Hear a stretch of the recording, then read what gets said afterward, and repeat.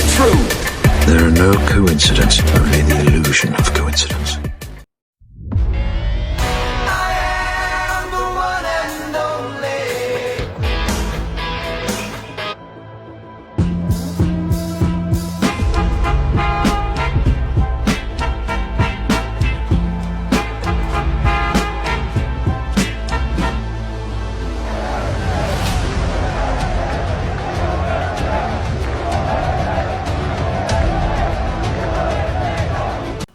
Welcome back to that one random podcast. I'm Cypher. I'm Treble. Okay, and we're going to get into this, obviously, again today. We're going to have part 3 of the great Trump debate, and we have a guest in the room, our usual guest when it comes to this debate. We've got Wazza back. Wazza's back. People, what's happening? Long time. Cool. All right, so I suppose let's just get straight into it, man. Let's get straight into it, boys. Lot to cover. There is a lot to cover. Let's start with these LA riots, man. Waz, your thoughts on those first? I think that they're being funded by someone. I think they're too coordinated. I think we've seen a return of the riots that we had in 2018, where it's like a collaborative process between the powers that be.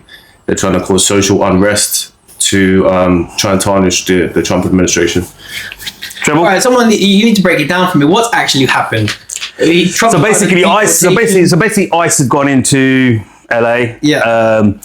And hunting down illegal immigrants, migrants, whatever you want to refer to them as, and snatching them up off the streets or out of work or wherever it is, and processing.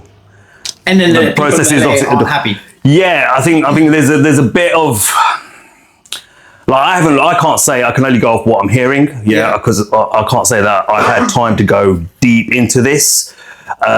There's an argument on the other side that there's people that have been in the country for 30, 40 years, they paid their taxes, they work, they're not here to exploit or are involved in any kind of criminality, and they're being snatched up as well. You know, their kids have been born in the US, but the kids are being left behind, and it's all this sort of stuff, for segregation of family again and stuff.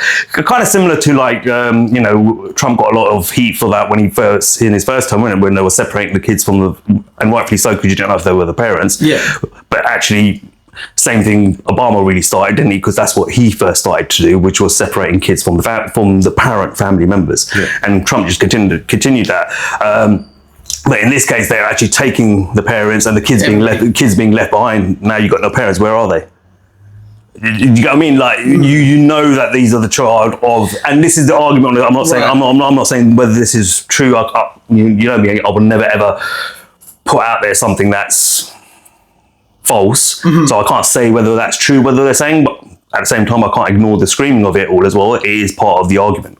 It sounds excessive if they're going to be snatching up people who are contributing. I think people voted for immigration policies. I think Trump getting into power, part of the manifesto was that he was going to be tougher on immigration. And this is a way that he does it. He's increased funding for ICE to come in and get rid of illegal immigrants. As I said, I think it's a bit excessive to go for everybody, and I think they should have focused mainly on getting rid of the criminals, because that's where the problems are really happening. But I don't know. Obviously, I've not seen it. I'm not there. But I think the riots seem a bit excessive. But if you throwing petrol bombs, I think at the same time, what you've got to add note to as well is, all right, he's just recently now gone back on his views on the migrants or illegal migrants that are working in farms within the US as well. Yeah. So they were also being snatched up because naturally they weren't legal necessarily, and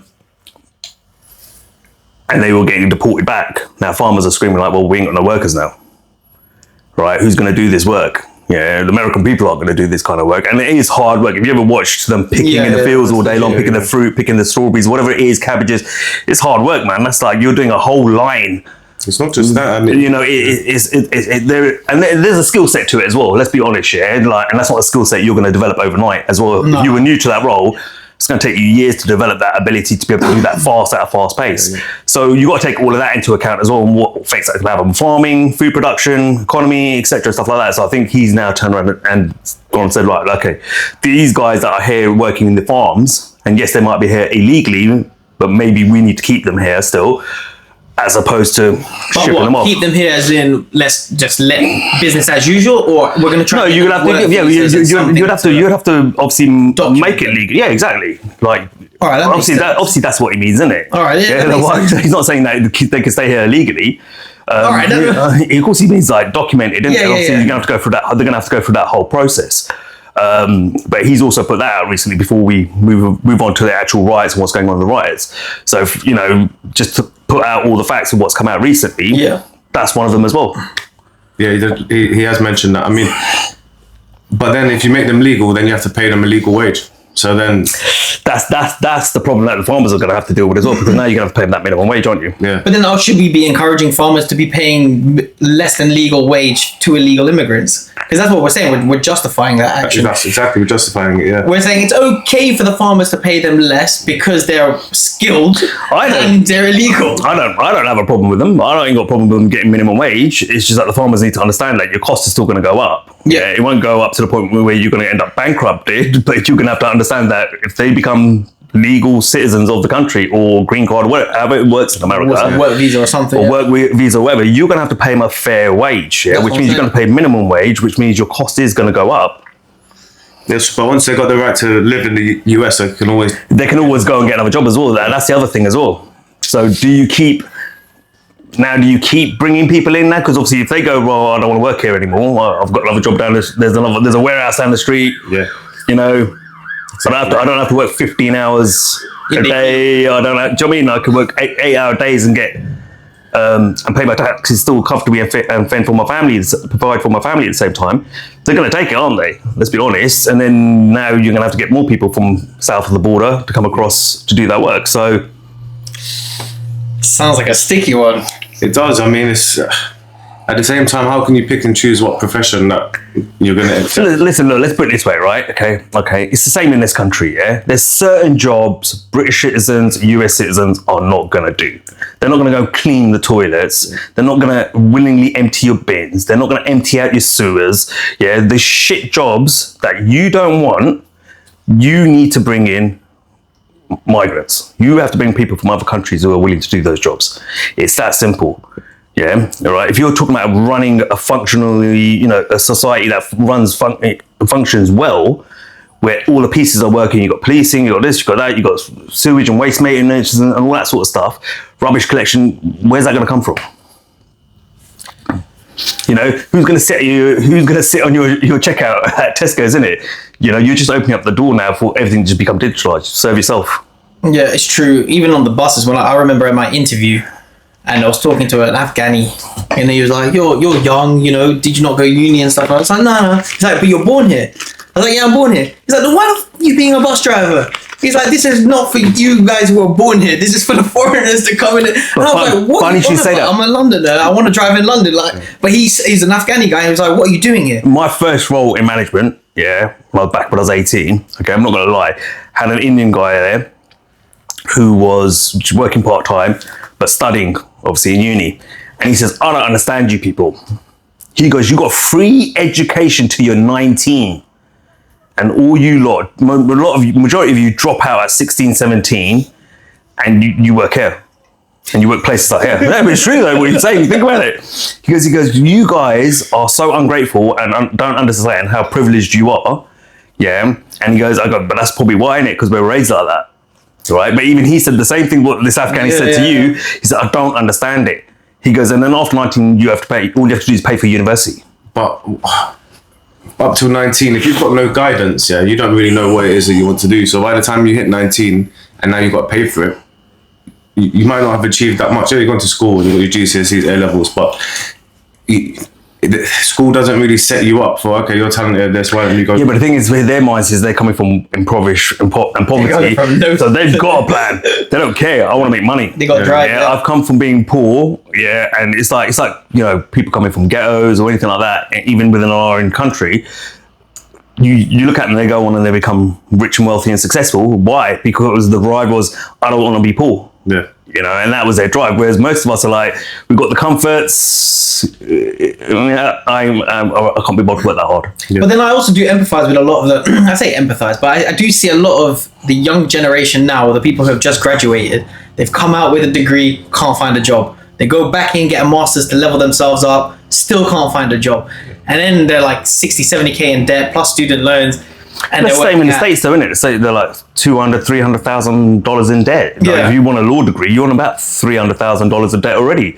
So, like, unless you're the top cream of it, then you're fucked either way. But I think the point he's making is that them coming from there, whereas like, we've discussed education before, right? And we both agreed. Waz will agree with it as well. It is a scam in itself, right? We know that, right? Okay. But I think for people coming into the country or coming from poor and impoverished countries, it's never going to make sense to them. Because they come from shit and they come here and we complain this is shit. And they go, fuck me, this is luxury to us. Yeah, you lot are lucky. Yeah, they see it. The world view is different. That's what I'm trying to say. The world view is different. So I can understand what the Afghani guy is saying to you. I can understand what the Indian guy was saying to me when I was 18. It makes sense to me from their world view. But I saw this video. I'm not sure if it was a TED talk or something, but he was saying how immigration's actually bad for every country that's involved in it. And obviously the crowd was stunned. They were like, what are you on about? Like, they were probably maybe a bit more left wing with it. But he explained it really well. He was like, look, if you're going to take, say, for example, net 500,000 people to the United States a year from Asian countries or whatever, you're not taking, though, the poorest of the poorest. You're taking people who are educated enough to make a living in the United States. And those people that have come now have left the poor countries without that workforce. So now they're gonna be even in more poverty. And he was suggesting that instead of the educated and the working age people moving over to the West, they should stay in their countries and level that country up. Yeah, but corruption and shit. Yeah, but it's not saying like you got at the same time, right? Okay, let's look at things like foreign aid. Foreign aid isn't for the purposes of we care, we want to help you. It's for the case of we want to control you. We want you to vote the way we want you to vote in the UN. We want you to give us the nice cheap price of that natural resource that we want in abundance. Where is it? I forgot what country it was, but France. I'll use France for example. Yeah, colonial powers are still in place. All that happened was those colonial countries that were running those third world countries that we see now have now transferred that power to finance.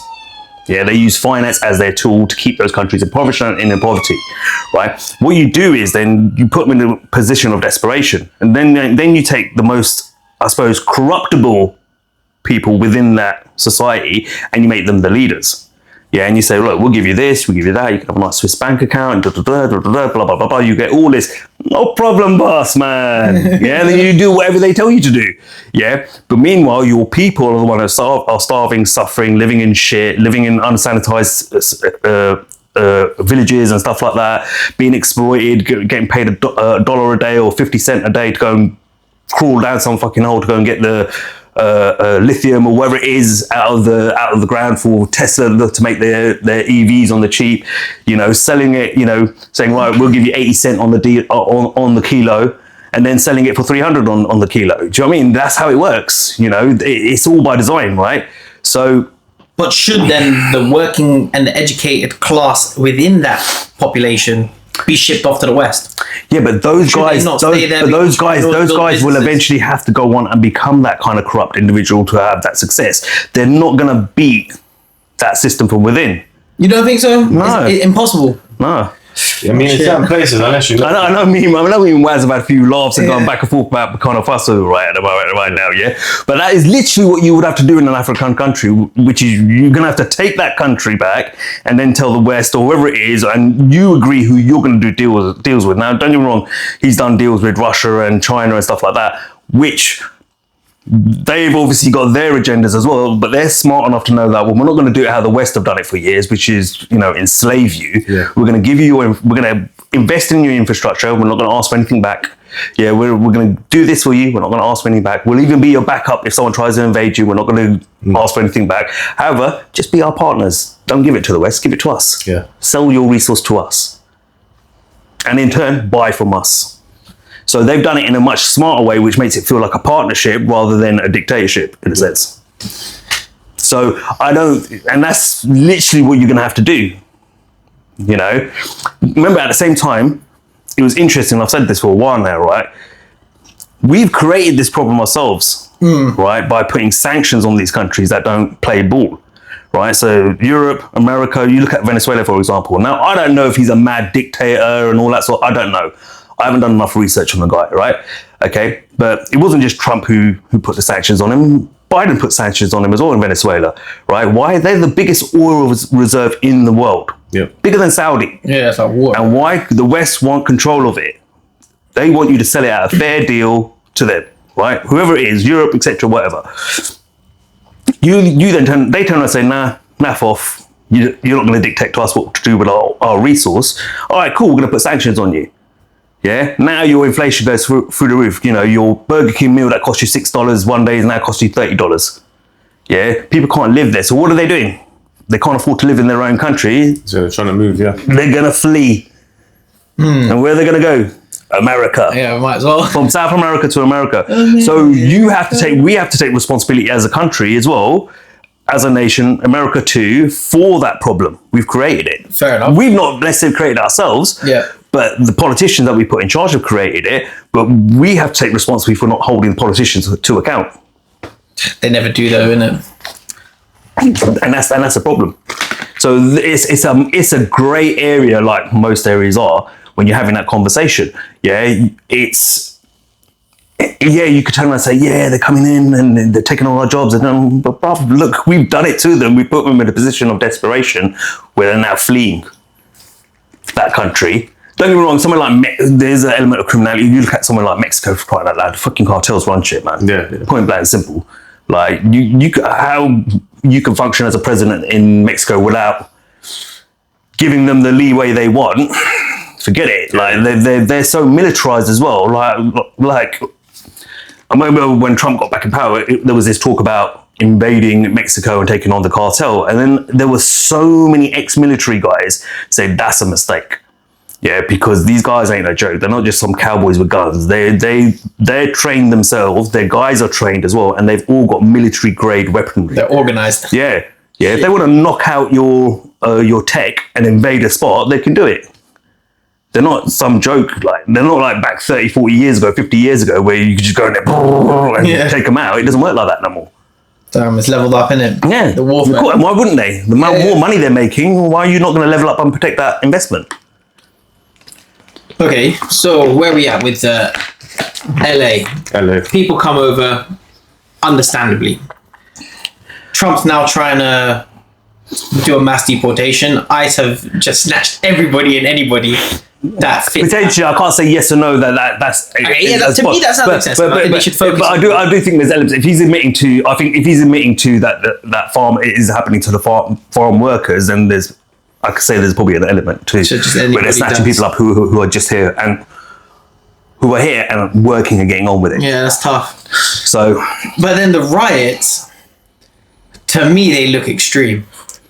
Well, the thing is, we don't know. Design. We don't know. Okay, look. So you've got what's his name, Gavin Newsom. Yeah, he's the governor of California. Yeah. So he's turning around and basically saying that they didn't ask for his help, right? So the president can't call for the National Guard to go into a state without the governor's permission. Why not? Because he's the governor. That's how it works. Is that how it works? Constitutionally, that's how it works. But he's a president. No. Chief and commander. Because of the whole.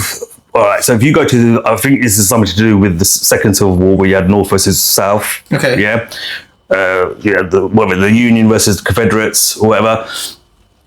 When the South lost, they put certain concessions in place to protect themselves from, I suppose, a dictatorship or, do you know what I mean, any sort of totalitarian oversight and all that sort of shit. So I think every state governs itself with a governor. And yes, the president does have certain powers that it can put in place and do, but that's not one of them. You can't just go in and say,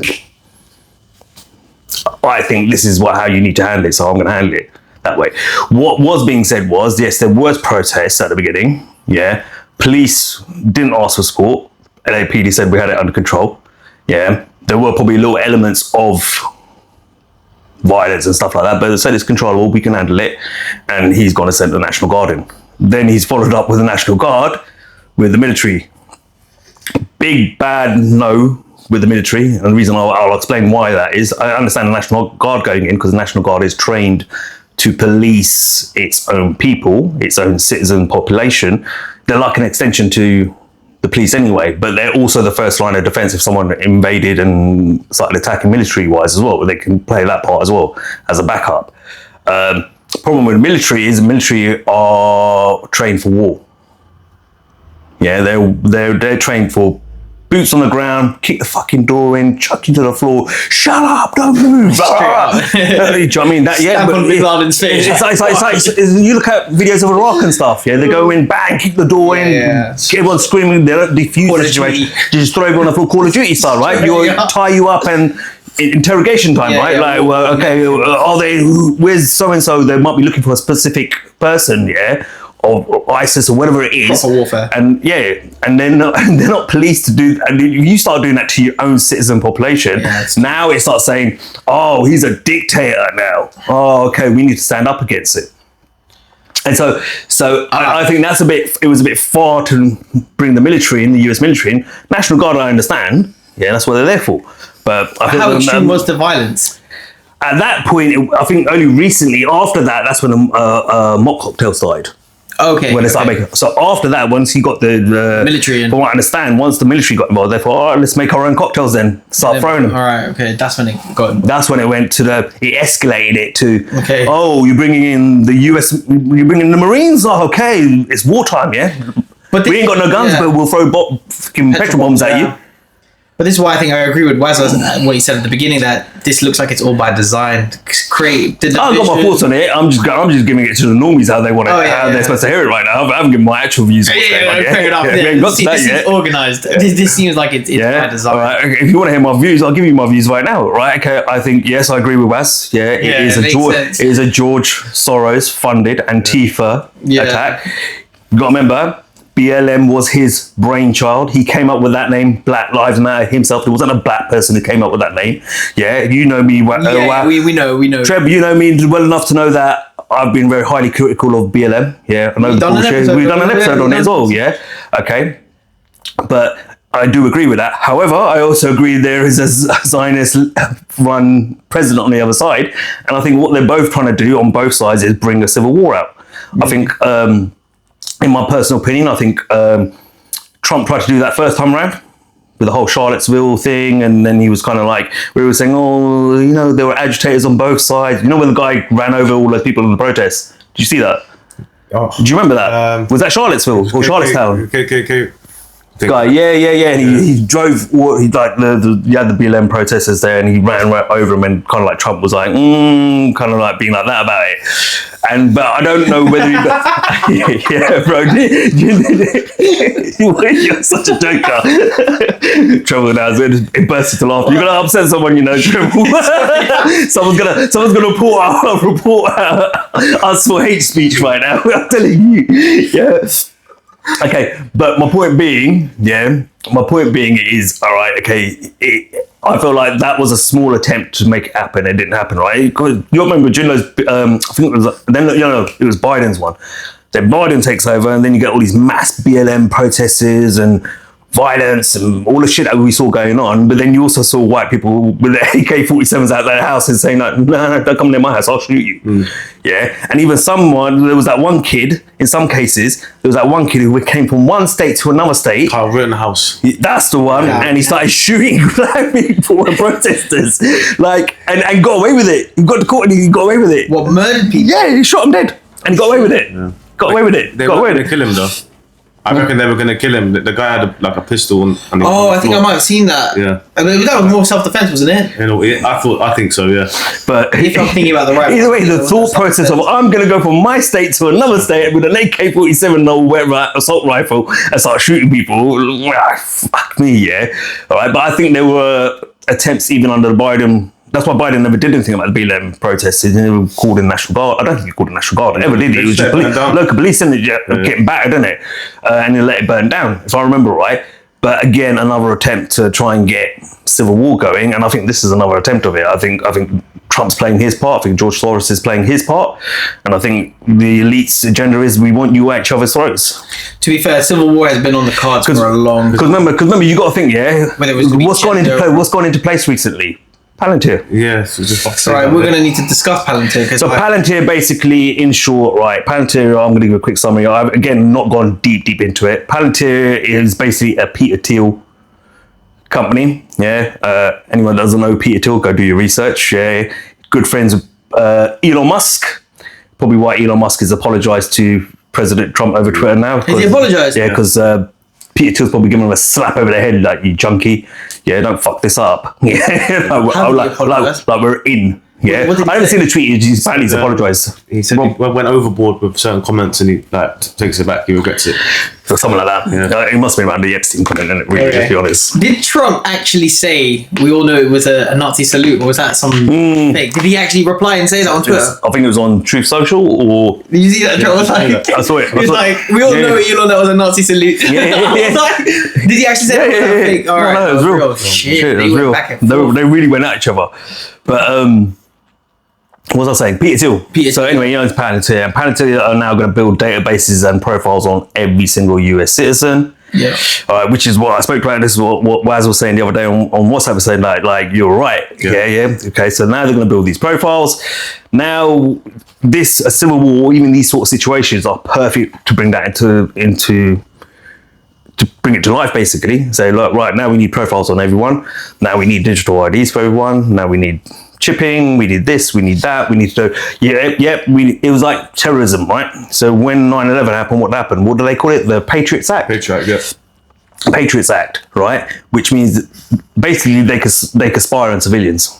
I know. Honestly, I saw so this is the same thing now, where they're now going to use this. Now the worst thing about that Palantir and the AI situation is that a bill has been passed, which Marjorie Taylor Greene, was jumping up and down and said she wouldn't have signed it if she had read it properly, or she had read that bit at least, saying that states will have no oversight over AI technology being used within their state. So basically, if you've got, let's say, some sort of AI generated program is going to start tracking people, whatever it is, and it's too intrusive, and then Waz is the governor of that state, and I, as his constituent, says, Waz, what are you going to do about this? We're outraged, and he's got enough of us saying it. He cannot go to Congress and say, look, we need to stop this. We can't allow this in my state anymore. Sorry, you have no power or control over that. For 10 years, they can't do nothing. No oversight. That means Peter Thiel, who is a civilian contractor, will be able to do whatever the fuck he wants. And what exactly are we talking about here in terms of what they're going to do with if they've got mass surveillance, isn't it? Intrusion. What? They already there's already conservative Republican senators and that called for the use of it. Look, Treble, let me give you an example there, Wes. Treble, you spoke about it the other day when we did a random episode a few weeks ago, about buses. Oh, yeah. Yeah, and them using surveillance cameras on your buses. Yeah. And if you get caught yawning, you could end up getting in trouble. Yeah, for fatigue and shit like that. So that's crazy. Take that example and now put it into each state. Oh, shit. Oh, might as well just stay at home, bro. I might as well just get the VR headset, take the universal basic income and just it's done then. If they've got everybody on lock. They've got complete power control, and this ain't democracy. That's not freedom of choice. That's not free. There's no freedom at all. Right, okay, but who's the president? Who's allowing it to happen? Right? Look, don't get me wrong, it doesn't matter if it wasn't even Trump the president. Whoever was the leader, this was going to happen. Yeah, and this isn't about me saying, oh, it's Trump. No, this is very much, we call it the Great Trump debate because he is currently the president, right? And there's plenty to talk about when it's Trump, right? Yeah. Okay, but let's be real, even if Kamala was in charge right now, it'd be happening. Yeah, and like you said, they needed to create a problem to come up with a solution. And it wouldn't be something that we would necessarily agree with, but when there's a problem for it, we're like, oh, okay. Everyone signs up to it. Yeah. So look, it's coming in the UK. Yeah. Digital IDs. I know. Digital IDs, which they're saying aren't mandatory at the moment, but they're saying is the potential fix to the migration problem. But is it a potential fix to the migration problem? And if it is, then Yeah, but what road does that lead down to, Dribble? Yes. The more control you give your government, the more they're going to do it. So now let's look at current situation with these riots, right? If you allow Trump to get away with allowing the US military to intervene the way they did, right, and everyone goes, hey, it's okay, we ain't got a problem with that, you know, stop the violence. The next time there's a protest, let's say 12 months down the line, and let's say it's a peaceful protest, what's stopping him from doing that again? And claiming, oh, it might turn violent, so I've sent them in. Send them in to what, boot their faces on, or send them in just to... Doesn't matter, doesn't matter, but why are you sending it? If it's peaceful protest. Fair enough. Yeah? What's the protest about? And let's be honest, like, most protests, right, okay, right, kick off, right, generally because there's someone there to agitate you. True. Yeah, there's an opposition. Now, that doesn't necessarily mean the police. The police might be there and they might be just walking alongside you, just making sure, yeah, everything's going cool. Yeah, no one's misbehaving, you guys are safe. Whoever's out there, so on the other side of, as we're walking that line with you, on the other side who might disagree with you, they're also safe and like, no, stay away from each other. Kind of thing. You see it on London streets all the time, right? The police walk on both sides of the thing and keep the agitators away from each other, right? But then if something kicks off and then a bit of violence kicks off, or there's one element of violence within that protest, which isn't big enough to spark it that way, and he turned around and said, right, fly them in, put the troops in. Yeah, right, put it this way. North Korea, for example, was promised, you're gonna have the best life ever. Yeah, right, just give me, the leader, the power of dictatorship. Look at North Korea now. What's wrong with North Korea? We did a video on that clip on that girl from North Korea. Remember, she wrote that book. And she even said it. She goes, you guys are all talking about socialism, yeah? Because socialism isn't a good thing. It will lead to dictatorship. Yeah, that's true. But I had a Polish colleague who went to North Korea. It's hard to say what's right or wrong. Yeah? Is it capitalism is the right way? Is it, do you know what I mean? But then in capitalism, you have to expect the corruption and to be even worse because the amount of profits that are involved as well. So what society is the best? There isn't one, in my opinion. Capitalism. I've been watching Europa and watching, you know, the little guy with the moustache. Oh no. You know, like, but then I have to go deeper. I've still got to finish it off to understand it fully. But like, was that approach the right way? I don't know. Gotta be careful there. Gotta be careful what I say there, of course. Gotta be careful what I say there. And remember, I'm a brown man saying that. Yeah, I'm a brown man telling you that. Me laughing ain't so bad anymore. Do you get what I mean? Yeah. You know, like I'm on part 6 now, for crying out loud, yeah. And like, gonna go deep. And it gets deeper and deeper. And when you start understanding it, you start saying, "Is that the way?" So this digital ID situation then, because obviously they tried to bring it with COVID, didn't work. Tried to do it again. Maybe climate change didn't really. No one's really gonna buy that. Migration, that's the problem that's causing the reaction, and they kind of. But even if migration doesn't work, though, yeah, they're gonna. Like, let's give examples, all right? So let's say you've shopped at Tesco's for 20 years, yeah. They suddenly say, "Hey, we got a new Tesco Club Card app." And you're like, "I don't want an app." Yeah, but don't worry, you can still use your card.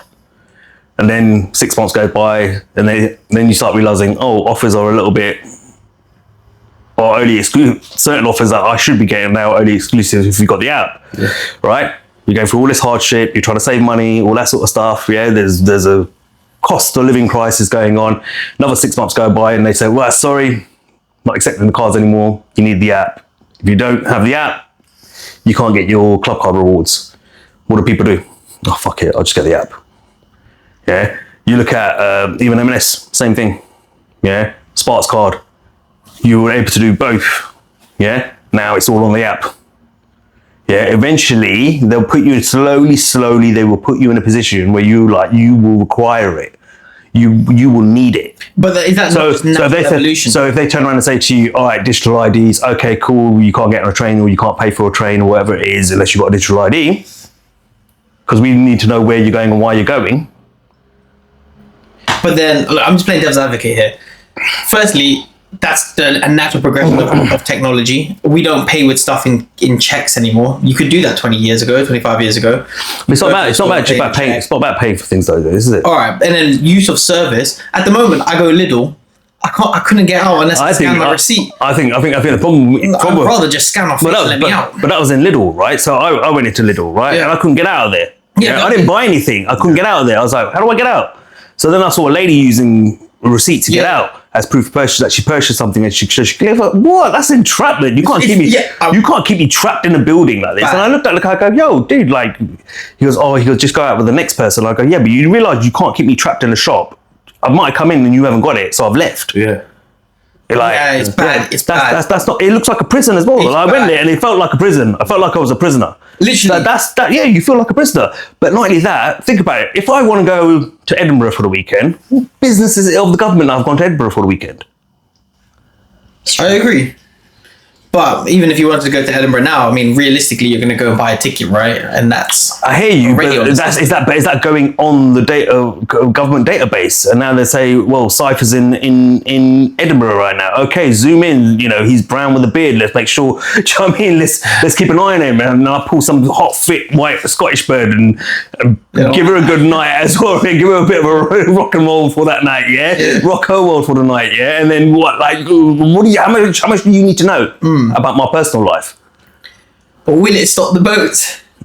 Dude, the boats are coming in. No, it won't. I'm telling you, no, it won't. Because if you watch Europa, it won't. It won't. No, it's all by design, isn't it? Go watch Europa. What they want. Yeah. So if you go watch Europa, like which Waz touched on a while ago, when we had a bit of debate on WhatsApp, and he was talking about how one of the plan is to eradicate white people altogether. It's not the plan. They want one race, a mixed race.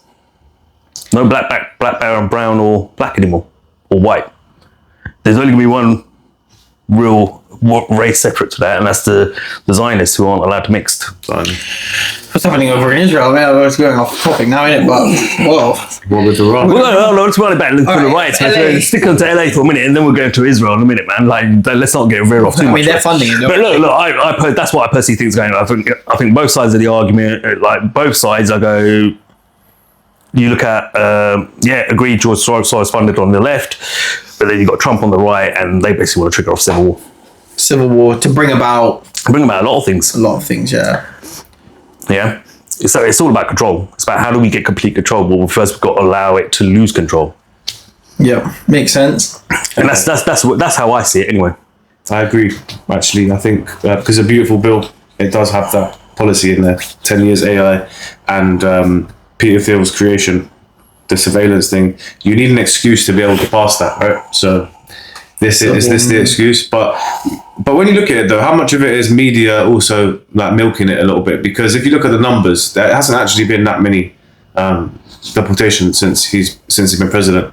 And if it goes how it's like, if the numbers continue for the next 4 years how it is right now, he wouldn't even be anywhere near what Obama was in terms of how many deportations. The funny thing is, he did a speech on it, didn't he? Like, I remember during his term, I can't remember, I think it was the first one, and he did a very similar speech to Trump, which was about migration, illegal immigrants, and we need to get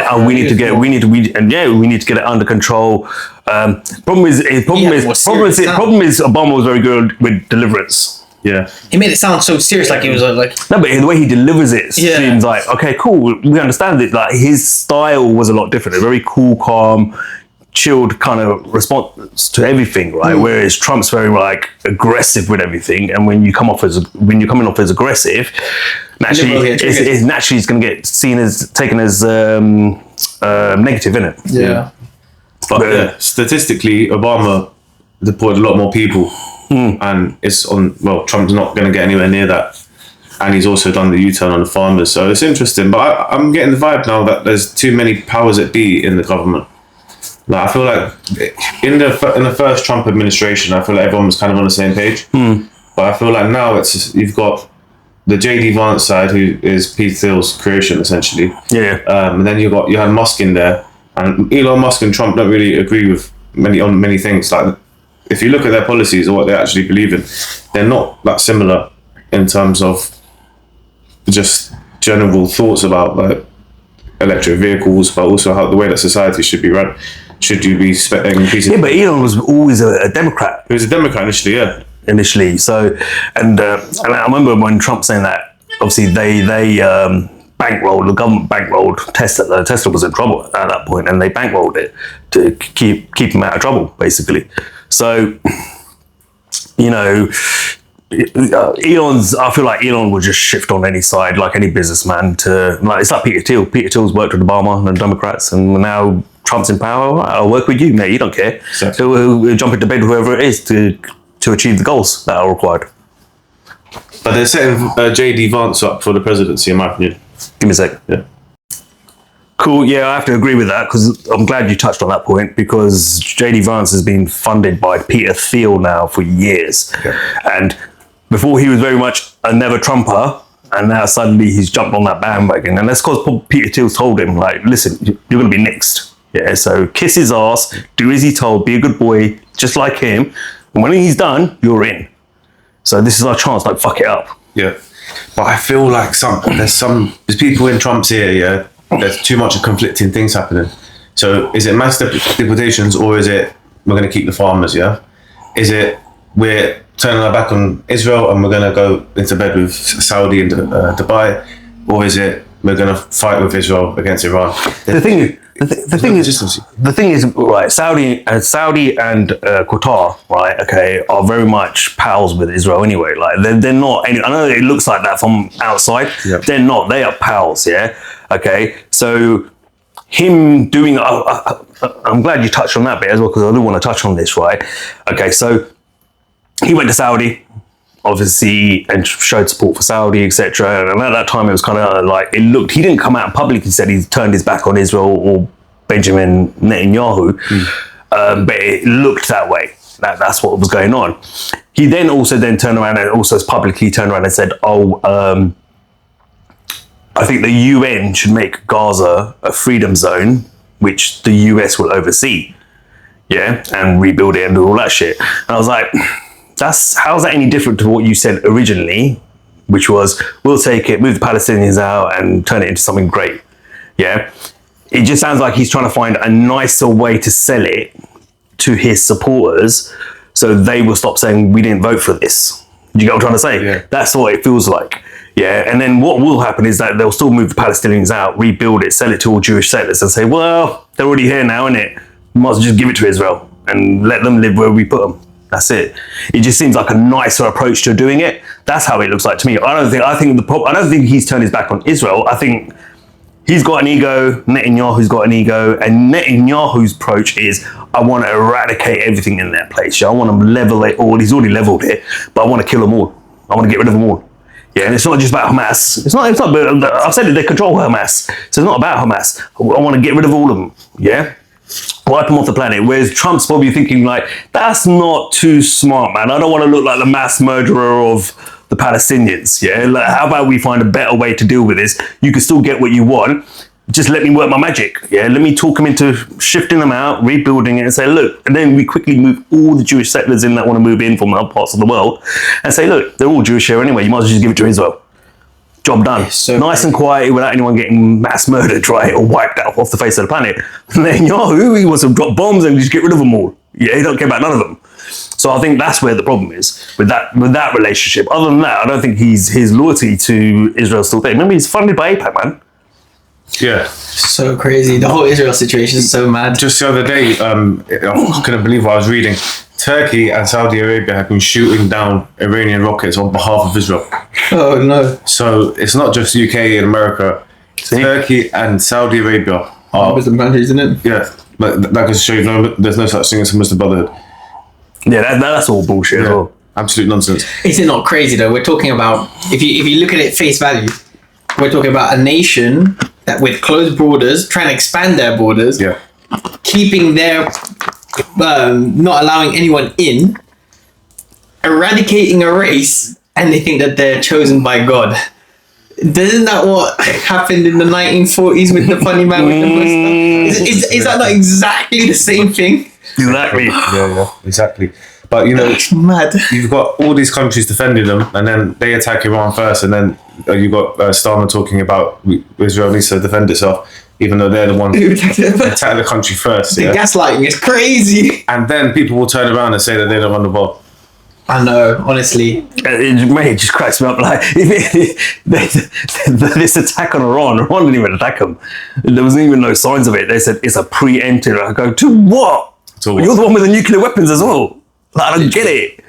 Yeah, but you do get it if you understand it away from the normie way of life and the normie way of thinking. You know what it's all about, man. They want control of that whole region, man. And but that's my issue. You know, if you believe that we're trying to bring about a one world government, that's supposed to be the centerpiece of that one world government. Like this whole Free Palestine thing. I was talking to a colleague, innit? He wears a Free Palestine badge. Yeah. Which, fair enough. I'm looking at it from the bigger picture, like the conversation that we're having right now. I don't think what's going on is right. Yeah. I don't agree with it. I don't agree with the war. But then when I talk to these guys with the Free Palestine badge, and as I said, I'm looking for the bigger picture, they don't want to entertain the idea of that who runs the world conversation. And it's like, hold on. True. You guys wearing the Free Palestine, we need to stop it, this and that. But you guys don't want to take it further and say, okay, but this nation that we're trying to stop, literally own every multinational corporation, literally own every music producer, film, Hollywood, everything. But news media outlet, so and all the governments, insurance, banks, insurance, everything at the highest level.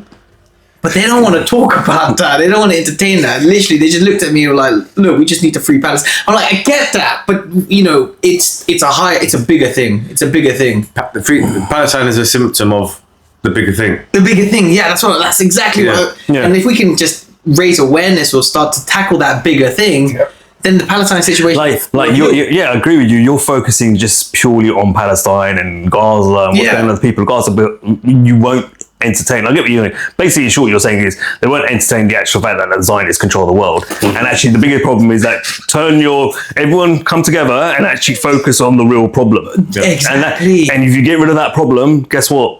You free Palestine. Exactly that. But not only that, you tackle a lot of other problems. A lot of everything else will just fix itself. Like when they're out in London, like they're outside Parliament, thousands of them waving a Palestine flag, Free Palestine badges, and then they're getting into fights with the far right in quotation. It's like, you know what? You guys are actually supporting the same. If you guys just said, look, we're gonna go tackle the Zionists.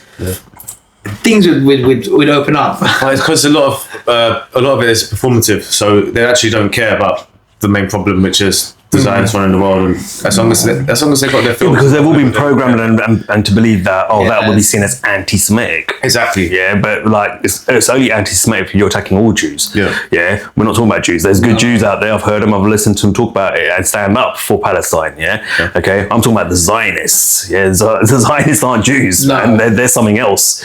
And people need to understand that that's not. But you've been programmed to believe that. So naturally, you get cancelled, right? Yeah. So you'll be walking down the street and people calling you an anti-Semite.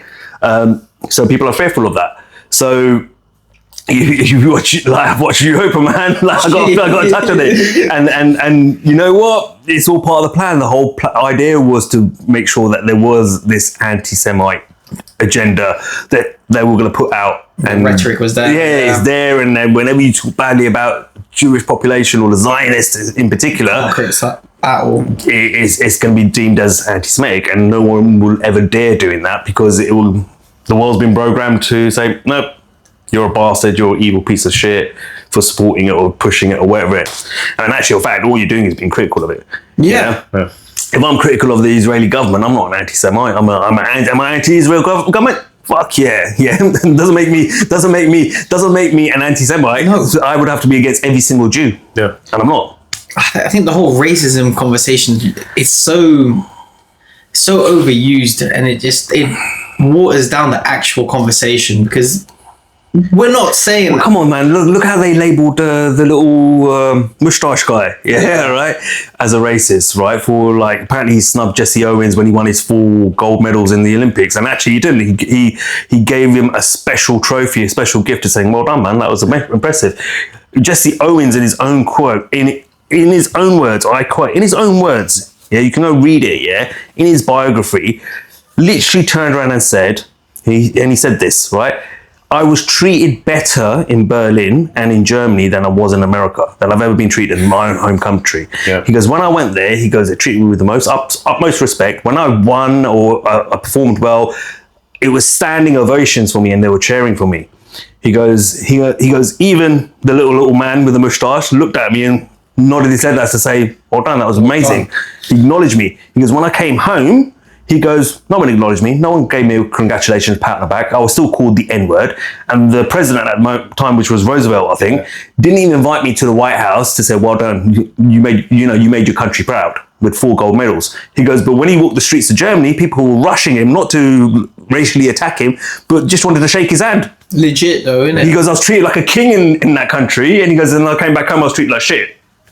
History is a lie. It's a complete lie. And he said that himself. That's coming from him. He did. Why, man? Everything is a lie. Oh man. Well, and then who owns the news and who owns the history books and who? And then we talk about the Zionists again. But remember, he was in no position back then to actually say no, that's not true, because he would have got freaking lynched for it, wouldn't you? Let's be honest. Yeah. Well, the little man wanted to have an alliance with England. He never wanted to go to war with England. Yeah. But because England is... How many peace deals were there? Like several peace deals he offered. He even went to Gandhi. Him and Gandhi were good mates, right? They used to write letters to each other. And he approached Gandhi. He goes, can you step in and try and help? Like, try and convince the British Empire that we don't want war.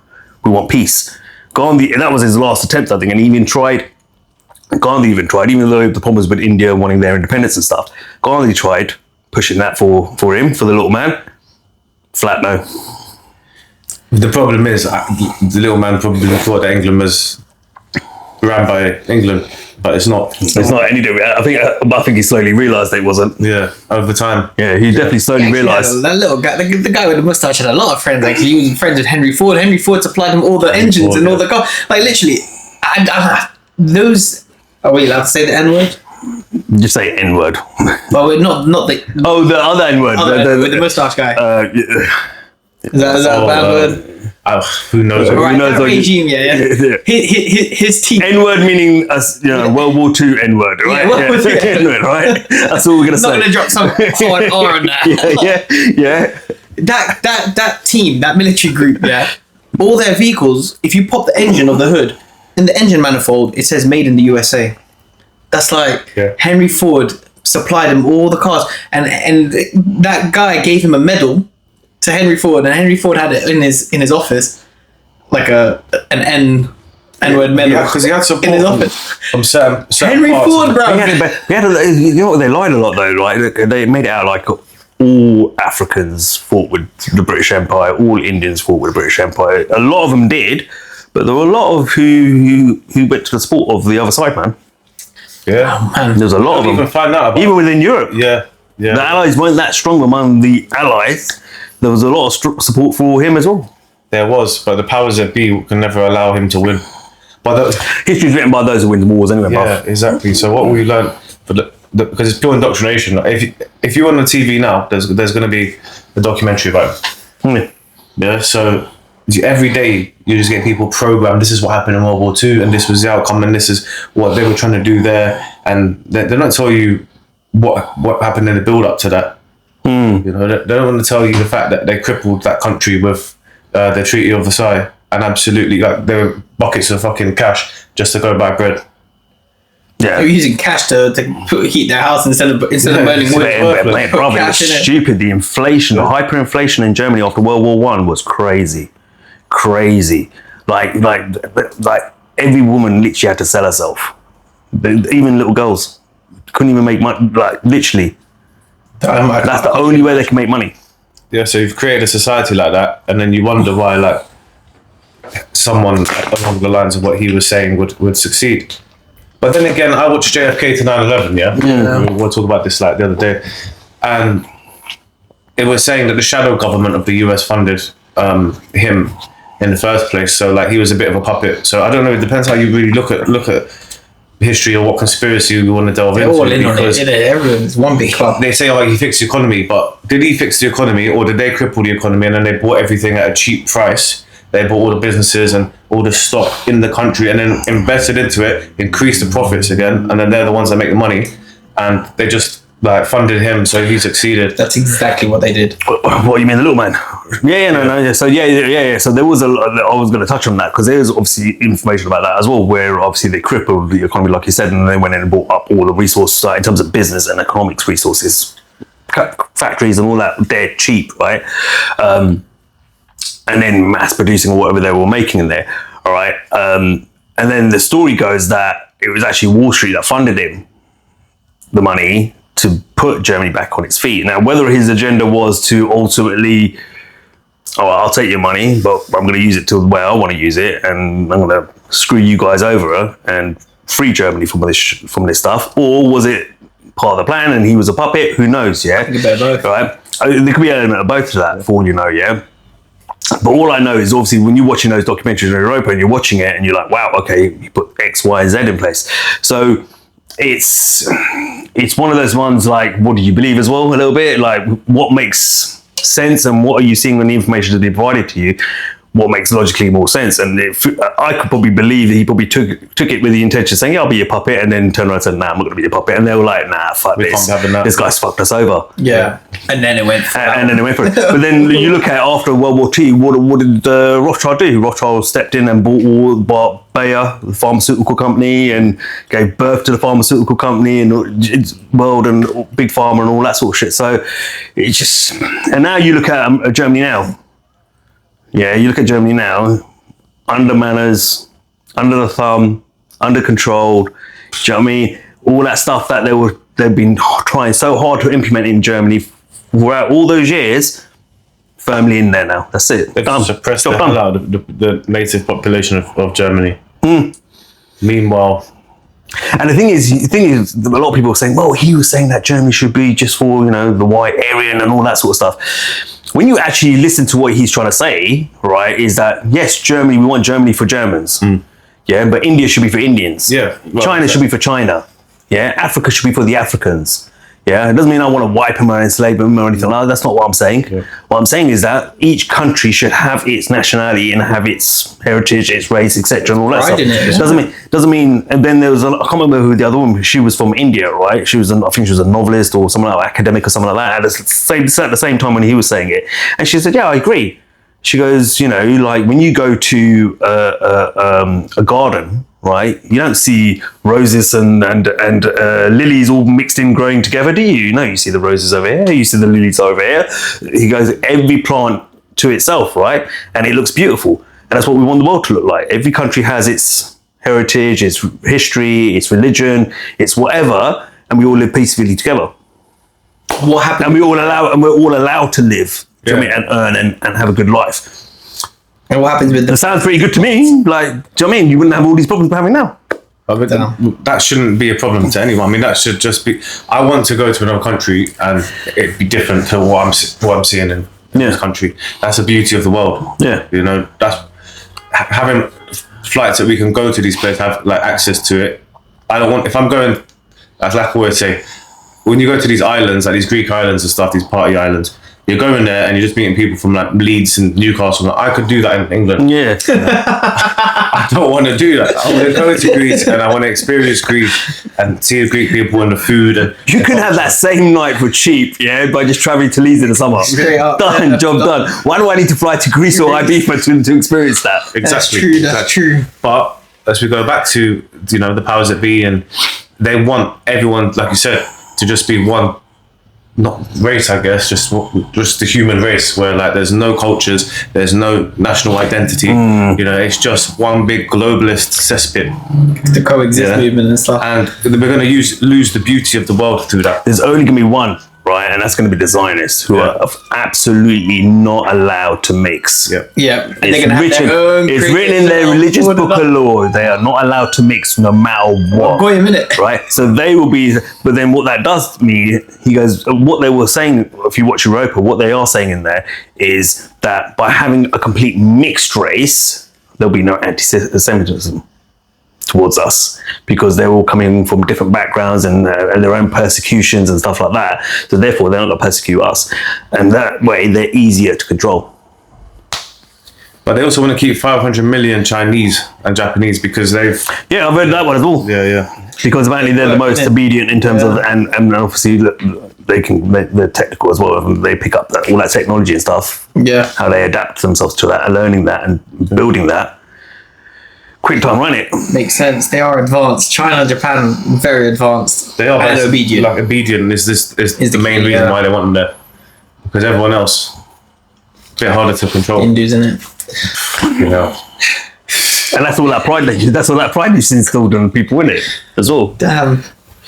But yeah. Alright, okay, LA riots then. So, riots. What's the situation as of today? It's getting worse. Chicago's now. Well, I don't know. It's not kicked off in Chicago. It's not kicked off in Chicago, but the protests have started in Chicago, San Diego. It's going national. But you know what? Just to give a hypothetical. And obviously he's not helped because he turned around and said, he goes, we'll stomp it out no matter what. I'm like, make sure it's not peaceful first before you do that. Could you imagine though, if the UK government said we're going to do a mass deportation program and we're going to get rid of all the illegal saved ones that came on boats and stuff, and then London was like, no, don't get rid of these illegal. Bruv, London will be on fire. And London starts burning, and there's people on mopeds tearing up with give me a flag. Yeah, but hold on. Let's hold it right there. That's like, all right. Let's look at what's we call it riots. What's that guy's name? Duggan. Yeah, Duggan riots. That started as a Tottenham thing first. Yeah, that was the Tottenham community saying that no, we're not accepting this anymore. You keep doing this to us. Blah blah blah blah blah. All right. Suddenly, Manchester decided they're going to start burning shit up or having a protest or whatever. Suddenly, Liverpool, wherever it was, Birmingham, all over the country, suddenly they're popping up. First, it was all over London first, right? Yeah. Okay. That was just an excuse for criminality, yeah, right? There were teachers being arrested after the whole event, or after it all calmed down, who participated in looting shops. Teachers. Yeah, let's get this right. Yeah, everyone was at it. Yeah, there was opportunists in there, and they thought, "Oh, this is a chance for me to go and steal stuff." Yeah, and they went and stole it. Yeah. So there's a cause, and then there's the people that are going to come along and be the opportunists, because there's looting going on in LA right now. Those are the opportunists now saying, yeah. But now you can't label those guys as protesters. Those are the guys who are coming out of wherever they're coming out of. I think this is a chance to go and rob people blind, and they're doing it. No, but I saw this picture, or it might have been a video. I think he's a guy's on like a dirt bike or a quad bike, and he's like masked up and he's doing donuts with the Mexican flag. Yeah. Like, it could be a gang leader for you, know, isn't it? But this is why they need to get rid of them. But this is the problem, isn't it? The problem, you don't know who was the peaceful people. This is what I'm saying. You're always going to get those agitators, right? You don't know who the peaceful protesters were, right? And it probably started off peaceful, but then someone comes along with a bike and a thing and decides he's going to do donuts and start tearing up the streets. Yeah. Now the police are like, okay, like you're causing the problem, like, because this is let's deal with him. Because we can't, and then the minute you deal with it, now the people who are being peaceful, and then now it starts escalating, getting out of control in all areas, right? But the optics is just ridiculous because you're. Well, you know that guy on the bike was George Soros's rent boy, and he sent him in going, kick it off. Could be, but it's just like you're burning shit and you're waving the Mexican flag around, yeah. But you don't want to go back to Mexico. That's my point. Imagine if that happened in London. Hypothetically, imagine if outside Parliament Square there was people tearing up on motorbikes, waving I don't know. Let's just use French. But you're mad that people are getting sent back, yeah, and you're getting sent back, but you're waving the flag well. So which one is it? Do you want to be in the US? Yeah, you know what? Do you know what that does make me laugh, right? Okay, if you want to stay here so much, why didn't you go on that moped and start waving around that American flag? Yeah. Or both of them, yeah. Both your American and say, yeah, I'm Mexican heritage, but I'm still American too, yeah, and I'm proud of that too. Like you just showed a Mexican flag, so like I get what Wazza said. I can't disagree with that. What Wazza just said, like it's like here they're saying, oh yeah, you know, Britain this, Britain that, blah blah blah, and all that. But if they picked you up and threw you back into Africa or India or somewhere like that, you'd be crying your eyes out, yeah, because you wouldn't have shit. Yeah, but then you'd be crying, I'm British, I was born here, you can't do this to me, I love my country. Now you love your country, but a minute ago you were slagging off. Make up your mind. Is it? Yeah. Which is it? Make up your mind. Which is it? Either you love America and you love the UK or whatever country you reside in, Western country you reside in, or you don't. Then don't cry when they start booting you out. This is such Exactly. Like, I don't want to end up in Uganda. My mum's from Uganda. Mum's side's from Uganda. My dad's from India. I don't want to end up in either. Because this is where I was born. This is my country, right? So why would I want to go there? Yeah. Because I know what it's going to be like if I go there. Fuck, I'm going to turn to a little street gangster and that, and then start making my money the wrong way, right? But You wouldn't be throwing petrol bombs, waving the Ugandan flag. bro, they just shoot you in the street, bang, shut up, throw you on the railways, and that's it, done. Who is this guy from Britain? Yeah, like, do you know what I mean? Like, his job done. Like, so, like, I don't understand it, right? Okay, yeah, you can protest if you feel like your British government's doing something wrong or the policies are wrong and stuff like that. Cool, but that doesn't mean go burn the British flag and go burn the freaking US flag, because at the end of the day, that flag is still protecting you. Yeah. When you go around the world and you have a problem, who do you go to? If you're stuck in a country and there's a problem and you run into a bit of problem or a bit of bother, you go to the UK embassy in that country, wouldn't you? Yep. As if you got arrested, you go, who would they call? They're going to call the UK embassy because they have to. As part of treaties, right? Yeah. And then the UK's representative will come along and say, right, get your bags, you're going home. Sort you out. Yeah, John will sort you out when we get home. Yeah. Crazy that if they're burning the American flag while protesting about staying in America, it doesn't make sense. But imagine, right? Imagine a Mexican goes back. A Mexican American goes back, for example. All right, I'm just going to use them as an example. Goes back for a holiday in Mexico, and something happens. But they're a US citizen with a US passport. What's the first thing they're going to do? Go back. Outside the embassy, isn't it? Yeah, exactly. Well, they're going to say, "I'm a US citizen. Yeah. I want you to notify the US embassy," which they have to do. But then when you're back in America, you're burning the American flag and turning it upside down. Make your choice. So that's my take on it from the start. And it's like I don't know. I agree that the deportation seems like it was a bit excessive and I think it's got a bit hard in certain circumstances. I think yes. You could have gone about it in a more diplomatic way. I get that he wants to show that he's putting his fist down on it, but to snatch everybody and anybody seems a bit cheap. Let's go for the criminals first. Let's go for the violence. Let's go for the people who are not contribute, and then. But if you're an illegal, is that not being a criminal? But the thing is, like, concerned was when he had the El Salvador president come and visit him, innit? And what he said which got caught on the mic, didn't it? Which he says, he goes, yeah, well done, you did a great job, like taking in the illegals that they're sending back. But he said, he goes, all right, now for the homegrown ones. And I was like,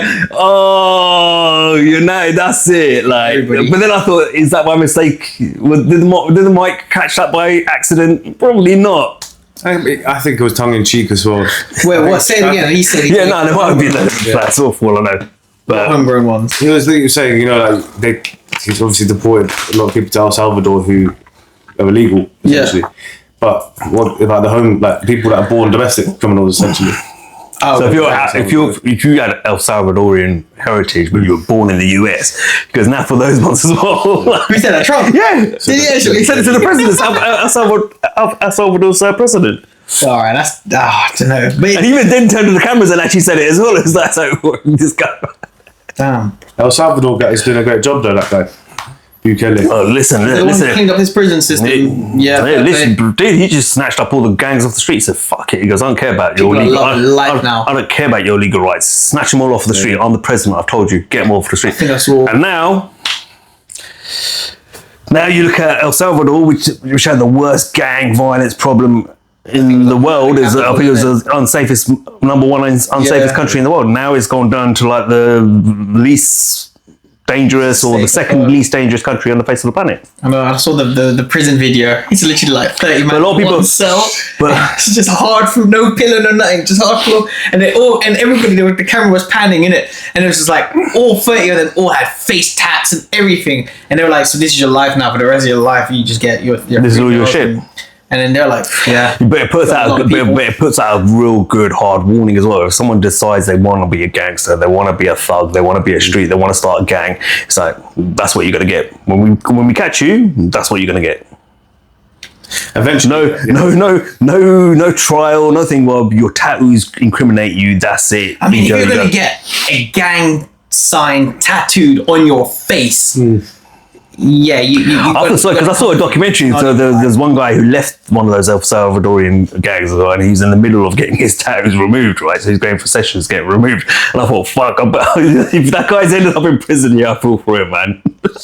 Yeah, he's fucked. He's fucked. But then again, that's the price you're paying now for once being part of that gang, because you would have committed, among other things, rape as well. Yeah, you have to kill someone to become a member. Yeah, but I think you have to. But I think the other one was that you had to assault a woman. Yeah, I wouldn't be surprised. Yeah. So how innocent are you? So you might be now decided to jump out of the gang, and that's not the life for you. Yeah. But what crimes did you commit that you never got caught for? Yeah. So actually, you do kind of deserve to be in prison. Bro, tell me I'm lying. You actually do deserve to be in prison. You just got away with that shit. Yeah. Now you suddenly found Jesus and everything like that. No, bro. No. Let's rewind back. You got time. In you go, mate. Yeah. You got time still to do. So you got time you owe. Yeah. That's it. Get in. Doesn't expire for that. So like you committed some crime. You had to kill someone to join a gang. See you later, man. You can. Yeah. But that's my point. I think Trump first term maybe where he was like, they're bringing drugs, they're bringing rapists, they're criminal. If the deportation was to focus, I say prioritize. Obviously, eventually, you have to make what works. But prioritizing that. The criminals, the drugs, the rapists, the people who aren't contributing to society, not the farmers and the guy who's working in the janitor, and just focusing on the criminals and stuff. I think people would definitely be more happy with that situation. I mean, they are actually getting a lot of like rapists and stuff. But and I think that's a good thing, right? Yeah, I don't think that means you should then burn down your city because they're getting rid of them. But I'm not funny. Why should a US taxpayer pay for imprisoning these guys, these illegal criminals who are coming into the country illegally anyway? Send them back and let if El Salvador's willing to lock them away and go for it. And he seems like he is. He said, yeah, send them back. We'll take them.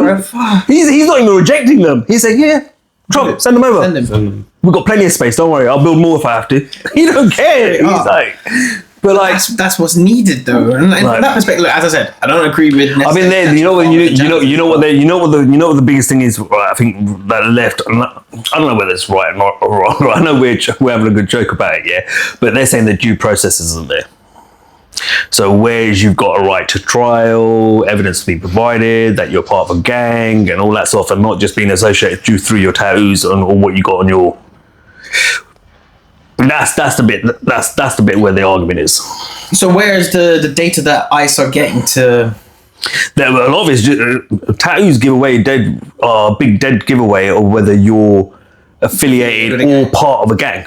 Yeah, because if you're getting a tattoo, first of all, you're either saying you're affiliated or you're linked to them in some way, or you are part of that gang and you're actively part of that gang. I don't think what's the problem with that then? If you get a gang tattooed on you, then you've signed up to be part of that. But they're saying that that's still not due process. That's what they're saying according to the Constitution of the United States. That's mad. So that's the argument. If we're going to play devil's advocate here, that's the argument. So what we're talking about an illegal immigrant who's got gang tattoos from. Still, apparently they say no. We still need to. Apparently there's still due process you have to go through. Yeah, I can imagine the liberals just saying they want that because they want to naturalize them, so like they'd vote for them. That's basically what it comes down to. Yeah, the liberals will be like, "Oh, we're being racist." For saying this, they don't want to lose the vote. See, it's still racist when they're climbing through your fucking window at night and jumping on top of you. Come on, like we'll see if you think they're criminals. Then in Colorado, didn't they run up in that apartment complex and they just kicked everyone out of their houses and shit, and they weren't even legal to be in the country. This was under Joe Biden, by the way, and they were just running it like a compound, and they had guns and like fucking AK-47s. Shit. Yeah, I think it was Venezuelan criminal gangs. Specifically, and it was ongoing for weeks. Like they were just running out like locals from that area, and basically took it over. Like how they did. What you got to understand though is like with these gangs, right? Okay, like MS-13 and all that sort of stuff, right? Okay, it's about building a link, right? So basically, some of you go to America and start your sets over there, all right, and then the rest of them will stay back in El Salvador, and now they're finding ways to transport the drugs over to America, to their boys in America, and they then push the the gear out on the street and all that sort of stuff. It's all about link, innit? You got to have a link and a change, and then as you go along, you go through Mexico, wherever it is, you're going to have MS-13 in places all the way up to the States, and that's what it's all about. And it's a criminal enterprise, isn't it, in a sense? And in a sense, you need to go, bam, no, get out, right? And what the president? So what power does the president have then? If there's all these constitutions and all this, you need governors. It's the same here in the UK. What power does the prime minister has? He has to still go through. In order to pass a law, you still got to have three debates and a vote. Obviously, in the House of Commons, it then needs to go to the House of Lords. Once it goes to the House of Lords, then they obviously send it to the King for his royal assent, and he has to give it a royal assent. That's why you ain't got no law. I was having this debate with my brother. I'll say the king, but should the monarchy, should the king just take control again? Should he just be like, look, you prime ministers are not doing what we want. Like, you guys are fucking up the base. I'm the king still. Could you imagine Prince Charles in charge? King Charles, if he was just... No, but if he was just King like... Charles now. King Charles would be like, look, let's stop the votes. The guy's... Seriously. Could you imagine him in charge? Just think about it. And he's not stopping no boats. Yeah, he is not. He don't give a shit. He's under the thumb of a certain family who's been playing their part and running the world. Who am I kidding? Yeah. Who am I fucking kidding? Was it Nathaniel Rothschild said? He goes something along this, and this is not a direct quote. I do not care who sits on the throne of the British Empire, for he who controls the flow of money to the British Empire controls the British Empire, and I control the flow of money to the British Empire. Yeah. Yeah. Those were his roundabout words that he said. So who is the king? No, there is none. It's lawless here. But the country's finished. You know, you were saying something about how they shouldn't deport the janitors and things like that, yeah? But as a priority. Okay, they should focus on the rapists and... Yeah. Okay, so what about the people on the boats that aren't rapists and criminals in the UK? Should we not be sending them back? No, but they're pickpocketed. What? He's like, what about the people on the boats who aren't rapists and criminals? But I'm like, but they're still thieving them. Shut up! You don't know that. You're such a joker, man. Still pickpockets and thieves. But who said it? Where it was like, okay, hold on. You can get a flight on Wizz Air or something for 30 quid. Yeah. Come into this country and just overstay your stay, and you can do that, and now you're technically in the country as an asylum. Why spend £5,000 on a coyote to get you onto a dinghy and come over across the border? And he was like, is it because they shouldn't be here for, they have maybe ill intent being here? Maybe. And then the guy was just like, maybe, yeah. If you're gonna go through that illegal criminal means. Yeah, but at the same time, right? When you're but the thing is, at the same time as you come into the country, what are you doing? When you get to the airport, what do you have to do? Show your passport. Yeah. You're declaring yourself now, yeah? So is that the reason behind it all, or like... So what? Because where are they going after once they come through? If they came through the plane, like, so the people who are coming on the dinghies have no documents at all. So we have no idea who they are. On the dinghies, for example, they don't bring anything. Nothing. So we're fighting age men. That's why it's hard to send. That's why it's hard to send them back, because you don't know what country they've come from. It's mad. I don't know. And they're not telling you what country they come from. But that's why most of them don't want to learn English. Yeah, when they get over it, because then they go, oh, man, no, I don't understand. No, they understand you perfectly fine, bro. Yeah. They understand your English. Yeah? They're just playing that game, which is, and you'll know that from your experiences. Yeah, you'll know, right? They play that game, right? Okay, it was like my mate. He worked in near Heathrow Airport. You know, they have the immigration holding places or whatever. So these are guys that are going back, and he goes, you know the reason, bruv, why they don't? I go, bruv, why don't they should just send them back, right? And he goes, because not all the time, bruv. He goes, the pilot will refuse to fly sometimes. He goes, why? Because they act up on the plane. Yeah, so he goes, you'll get like these Sri Lankan guys or whatever. He goes, they'll start. He goes, I'm on line for. He goes, don't laugh. You boys are gonna laugh. I laughed hard. Yeah. He goes, they'll do crazy shit like pull their pants down, stick a banana up their ass. Fuck yeah. They'll start cutting their arms, crazy on the plane and stuff like that. And the pilot was saying, we're not getting off this tarmac until all these guys are gone. And if they all start doing that, they have to remove everyone off the plane. He goes, the ones that get sent back are the ones that are good with the ones that are genuinely come here to work with their families and their kids. And they just sit there like good little, like, okay, we're going back. Yeah. And they accept it and go back. they follow the rules. The ones that don't follow the rules are the ones that are generally the criminal element, and they know how to play the system. If I start doing this, chop, and acting crazy, the pilot will refuse to fly me. And then what happens is they sit in that immigration holding spot for months and months and months, maybe a year, and they say, you know what, just give him his status and let him go. That's wasteful. That's how it works. That's how it works. So in other words, yeah, they're all criminals. That's how it works, bro. The good ones, he even said it to me back then. This was years ago. I remember this was like 20 years ago. And he turned around and said to me, he goes, the good ones are the ones that follow the rules, the ones that you do want in the country, who are coming here to work, give themselves a better life. They're the ones who end up going back home because they follow the rules. They're not going to play like that. They're genuine people who are coming here to help and they think, okay, we're not going to get to stay here. Which is sad, because if they're genuinely here to work and improve their life, you want those kind of people, hard workers, right? Who are going to follow the rules and fall in and, you know, sink in with the country and how it works, right? But what about those who don't want to work? They're the ones I'm talking about. Chop. Shove a banana. No, but not necessarily be like criminal or violent, just purely here to just sponge off benefits and state, not state. What's our take on that? Because as a Londoner, yeah, but these are the same. These are the same people. They know the system. Yeah. Yeah, it doesn't mean they're necessarily all criminals. Yeah, but like these are the same people. Yeah, so whether they're a criminal element or whether they're just coming to exploit the British exploit the British tax system or British benefit system, either way, they know how to play the system as well. They know how to play the system too. I think it's crazy, man. People are like, oh, if you send me back, they'll kill me. I might as well kill myself now and start cutting themselves up. It's the same thing. They just do it a different way. Let them kill themselves.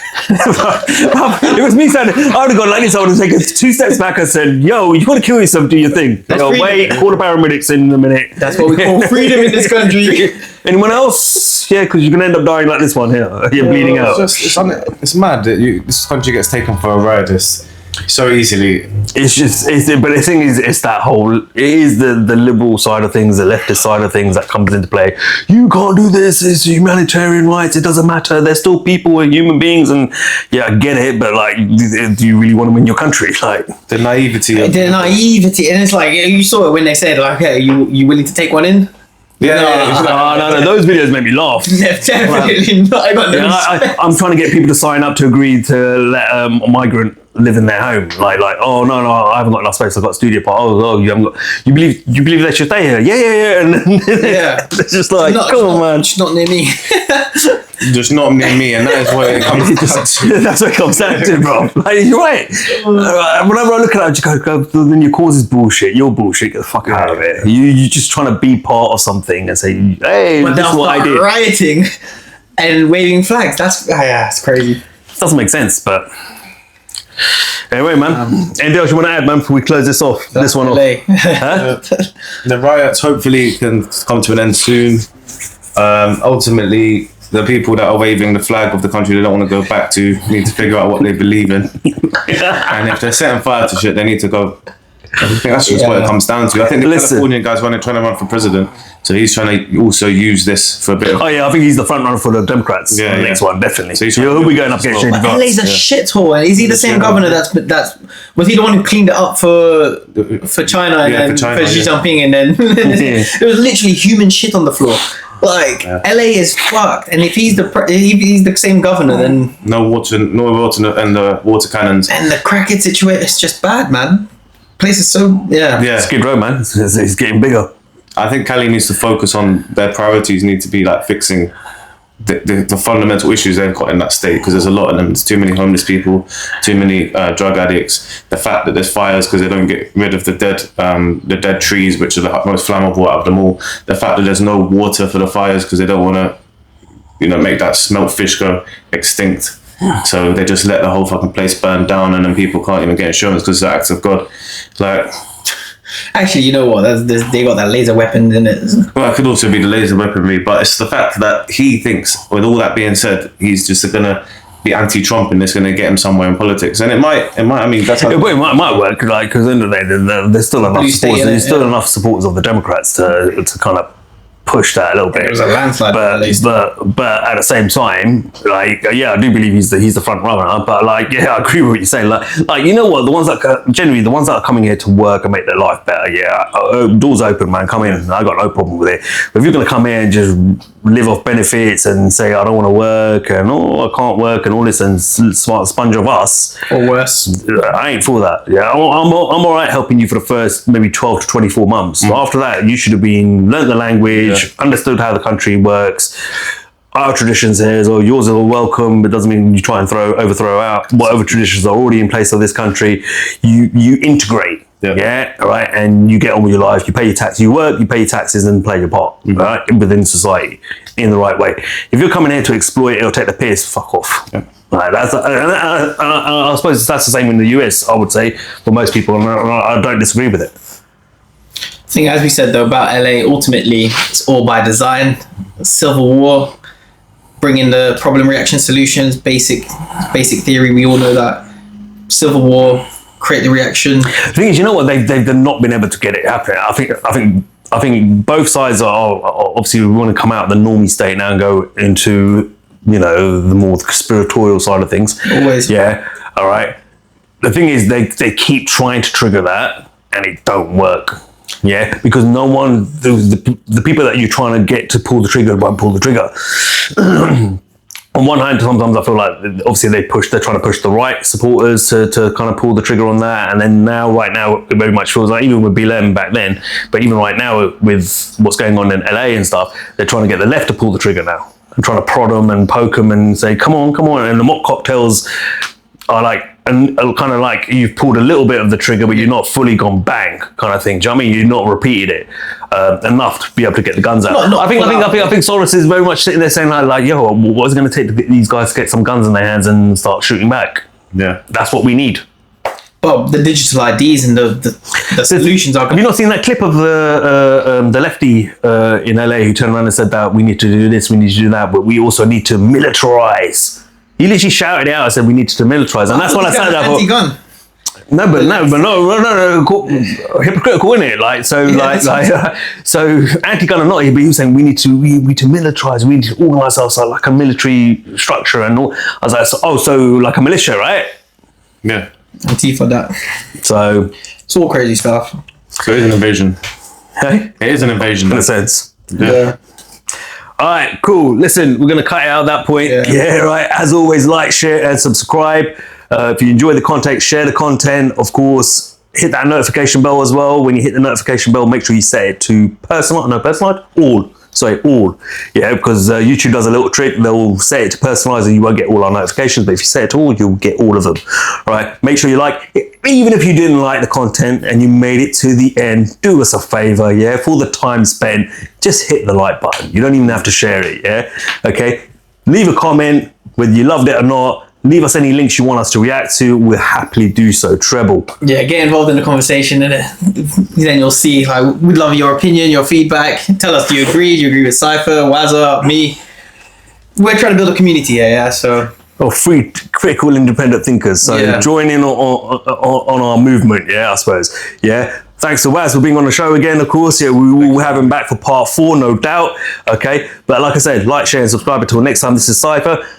I'm Treble. We out. Send them back. Send them back.